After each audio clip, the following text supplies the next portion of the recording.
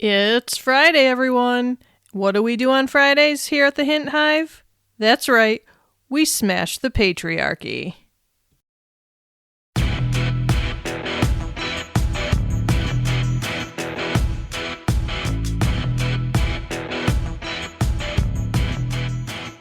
Hello, Queens. Welcome back to the Hint Hive, Amplifying Women's Voices. I'm your host, Kelly Hint, Queen Bee of this particular hive, as well as a therapist, life coach, your guide, and your biggest cheerleader on this journey through life.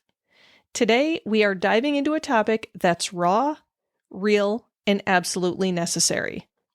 Navigating trauma recovery as a woman. If you're here, you are ready to take your healing seriously, move past survival mode, and start thriving. Trust me, Queen, you deserve it. So grab your favorite drink and buckle up. This is going to be an empowering ride today.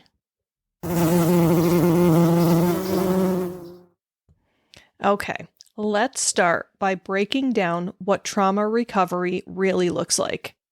First of all, let me say this loud and clear. Trauma is not your fault. Period. But your healing, that is your responsibility. And it's a responsibility that you owe to yourself and no one else. Trauma, whether it's from childhood, relationships, workplace discrimination, or even systemic oppression, it changes the way we see ourselves and the world. For women, it often gets tied up with societal expectations, guilt, and shame. Statistically, 1 in 3 women will experience some form of violence in their lifetime. And yet, we're often told to move on, to let it go, or, the worst, stay strong. I'm sorry, but that's toxic as hell. Healing is not about pretending everything is fine. It's about confronting the pain, learning from it, and building something new from the ashes. As a trauma survivor myself, I can tell you, my journey has been a painful one, but I am in charge of it. I get my power from myself, from within. And I have risen from the ashes like a phoenix and turned into a damn warrior. And I can tell you that you can too. All right, first we're going to talk about how trauma affects the brain, body, and mind. Let's talk about the science of trauma, because understanding what's happening in your body and your brain is a total game changer. Trauma is not just an emotional experience. It is a full body response. And here's the deal. Trauma literally rewires your brain. The 3 main players are the amygdala, the hippocampus, and the prefrontal cortex. The amygdala is your brain's alarm system. And after trauma, it becomes hyperactive, which means you are always on high alert, scanning for danger even when there is none, even in some of the most benign situations. And then we've got the hippocampus, which is the part of your brain that helps process and store memories. Trauma can shrink the hippocampus, making it harder to differentiate between past and present threats. Have you ever felt triggered by something that seemed harmless? That is why. And then the prefrontal cortex is our logic center. But trauma can weaken its function, making it harder and harder to regulate emotions or even to think clearly under stress. And unfortunately, trauma does not just live in your head. It lives in your body too. And chronic stress from trauma can lead to increased cortisol levels. This is the stress hormone, and chronic stress turns cortisol levels into it's on overdrive. And when your stress hormones are on overdrive, it can lead to fatigue, weight changes, and even autoimmune issues. And as somebody who has a couple of autoimmune conditions, I often ask myself if my past trauma is any part of it. But I can't really dwell on that a lot because then that takes me to a dark place and I get angry. So, and also chronic stress from trauma can lead to tension and pain. Many women carry trauma in their neck, shoulders, or stomach. And then, of course, we've got sleep issues. Insomnia or nightmares are super common in trauma survivors. And then emotionally, trauma can manifest as anxiety and hypervigilance, which is like feeling constantly on edge. It can manifest as depression, often struggling with feelings of hopelessness or numbness. It can manifest in shame and guilt, believing that the trauma was your fault, even when it absolutely was not. And then, of course, we've got PTSD, post-traumatic stress disorder. And this is where there are flashbacks, intrusive thoughts, or avoidance of behaviors or situations that disrupt your daily life. Now, knowing all of this isn't just science for the sake of it. It is empowering. Because once you understand what is happening in your body and brain, you can start to work with yourself instead of against yourself.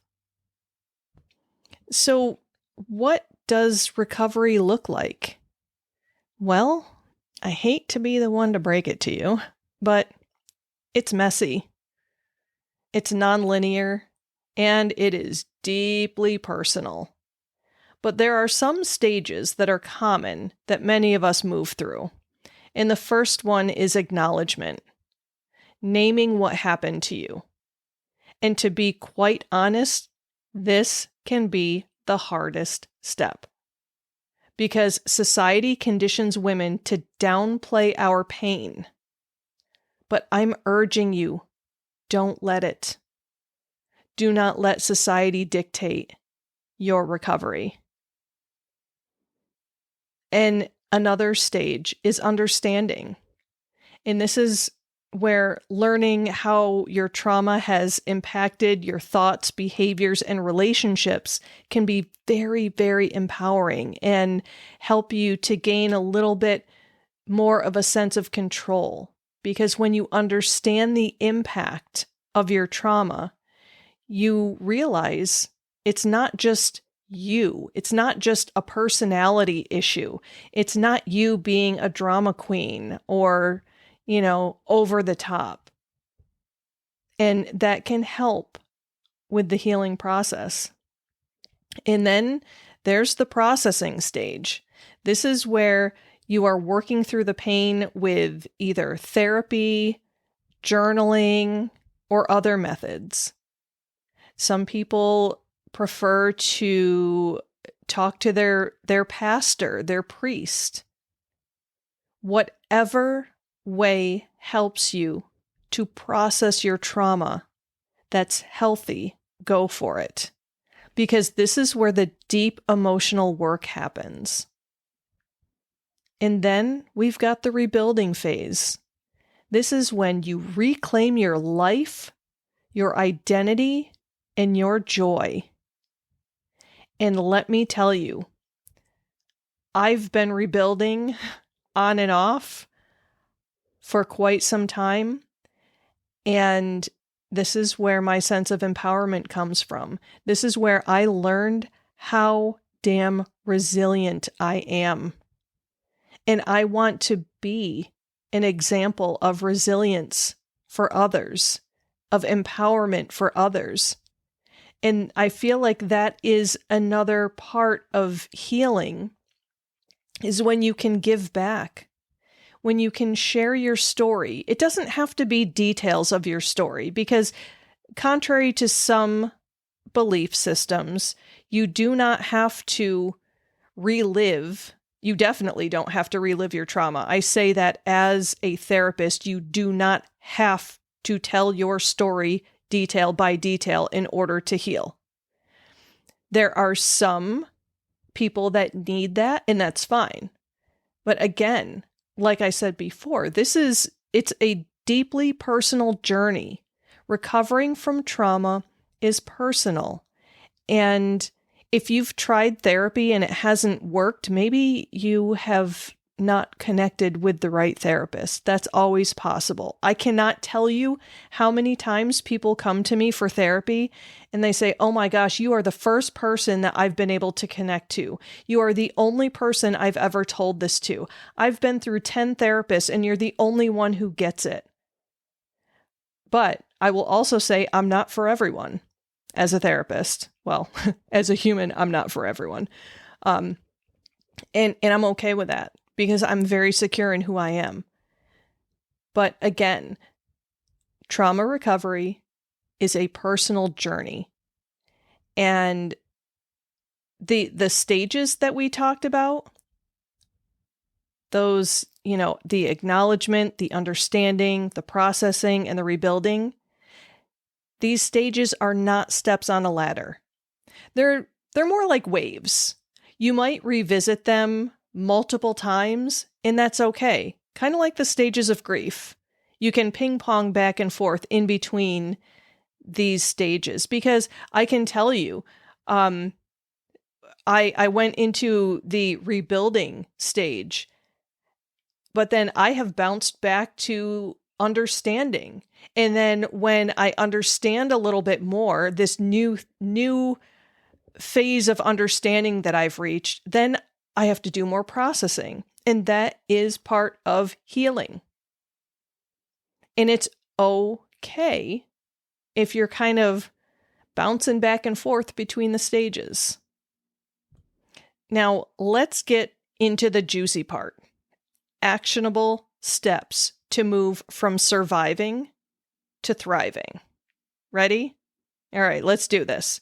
Because I can tell you, if you are not taking healthy steps to move from surviving to thriving, you are going to be incredibly vulnerable to making some unhealthy choices.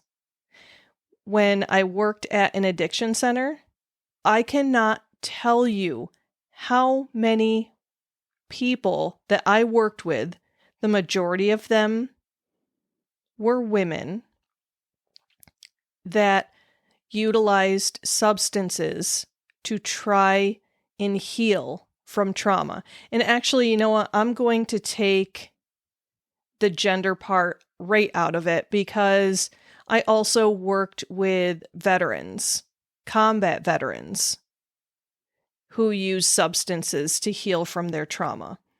So no matter what your gender identity is, if you are listening to this, please find a healthier way.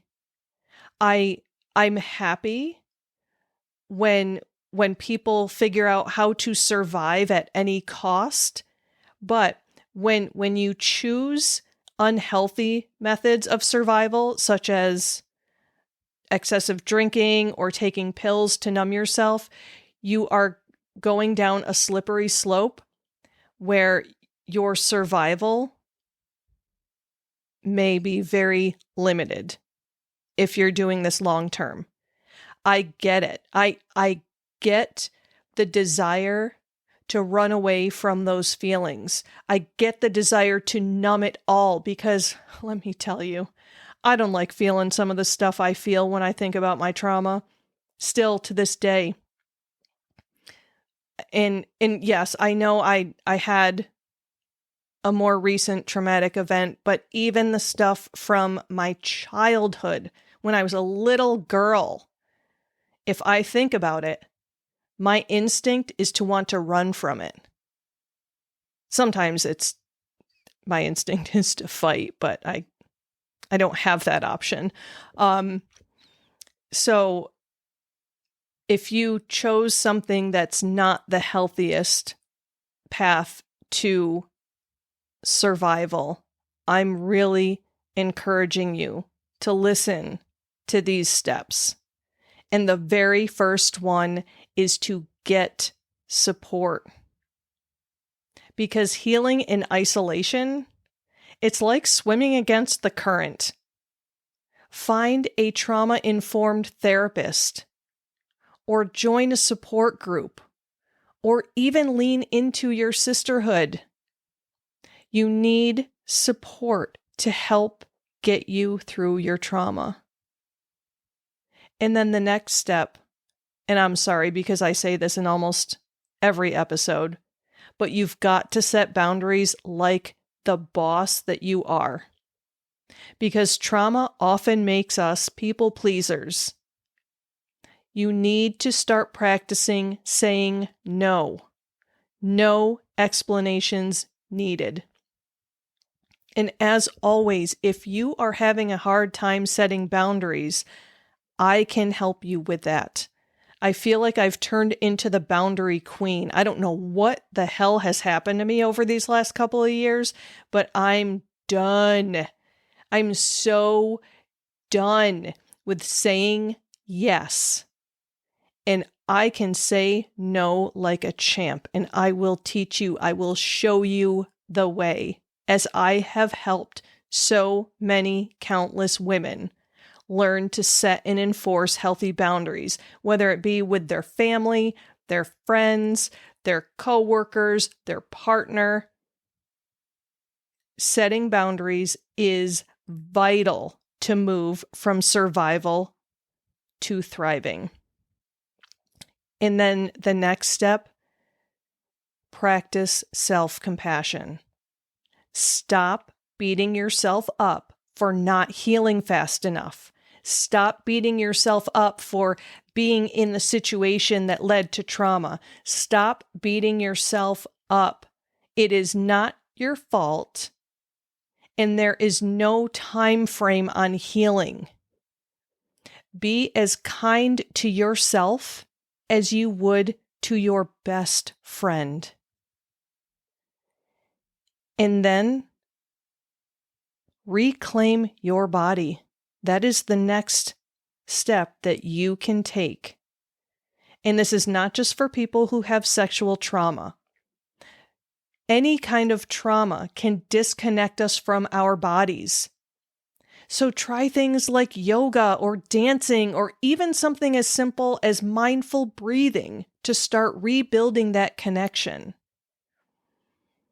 I can tell you that with my combination of trauma and an autoimmune condition that causes severe pain, I wanted to be anywhere but my body. I hated doing any kind of mindfulness exercises that caused me to look inward and caused me to focus on the present moment if I was experiencing pain. And so I got so distant from my body. I was so disconnected.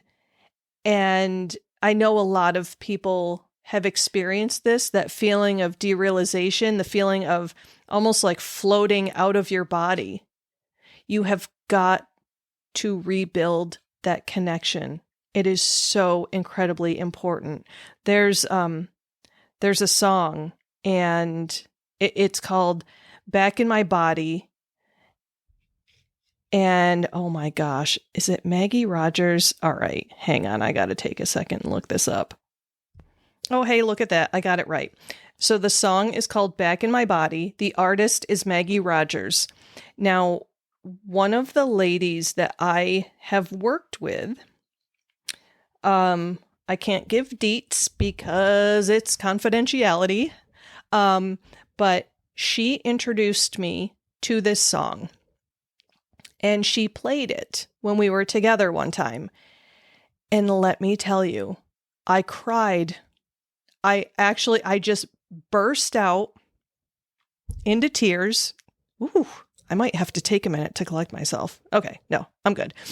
I burst into tears because I wasn't just thinking about myself. I was thinking about her story and how she reclaimed her body after everything that she had been through. And that the song just, for some reason, it resonated. And then, like, after she left, of course, I downloaded the song and I played it for myself, and I just sat with it and I sobbed because I recognized that I went on that journey too. I had been so disconnected from my body, and actually, I think I was disconnected for far too long. Because even now, recently, I'm making, when we talked about the stages, the understanding stage, I am still to this day, like, having these revelations of understanding of why I've done certain things, like why I stopped exercising and why I stopped doing this, why I stopped doing that, why I was eating in an unhealthy way. It was because I was so disconnected from my body. I couldn't tell you how I felt. Like, when someone would ask me, how's your day? I don't know. I spent as much time outside of my day as I possibly could or outside of my head, and just going through the motions. And so that damn song, it brought it all together, and it helped me to understand. So if any of you out there have trauma, I'd be really interested in your take on that song. Again, it's Back in My Body by Maggie Rogers. Okay. And the last step here, redefine joy. What lights you up? Is it painting? Is it running? Is it baking cookies while blasting Lizzo?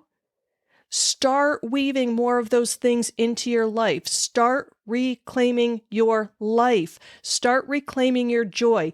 Do not let your trauma define you. You get to define you. Do not if there's a perpetrator involved in your trauma, do not let them control you any longer. Do not let any perpetrator rob you of your joy. They've done enough. They have done enough. And now, girlfriend, take it back. Take back your power. Take back that power. Take back that joy. You deserve it. And of course, let's not ignore, because we've got to talk about societal pressure now. Let's not ignore the societal BS that complicates recovery. Women are expected to heal quietly, gracefully, and without making anyone else uncomfortable. To that, I say, screw that.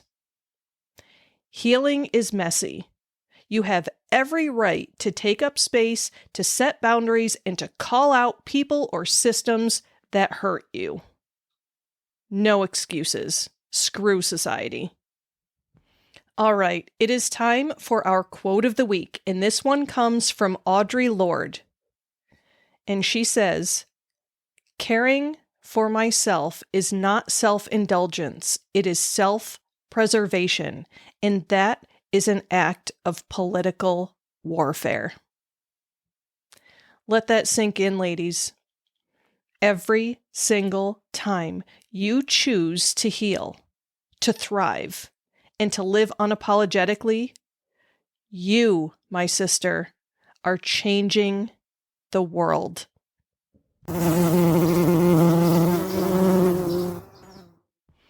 Okay, before we wrap up, I want to leave you with a challenge. Take one actionable step toward your healing this week. Maybe it's journaling. Maybe it's booking that therapy appointment that you've been thinking about, or maybe it's just sitting with your feelings without judgment. And hey, if this episode resonated with you, as always, please share it with another woman in your life. Let's normalize these conversations. Also, hop into our Facebook group where we can talk more about trauma recovery in a safe, supportive space. You are not alone, and we are all in this together. Until next time, my queens, keep shining, keep thriving, and keep amplifying your voice. Love you all.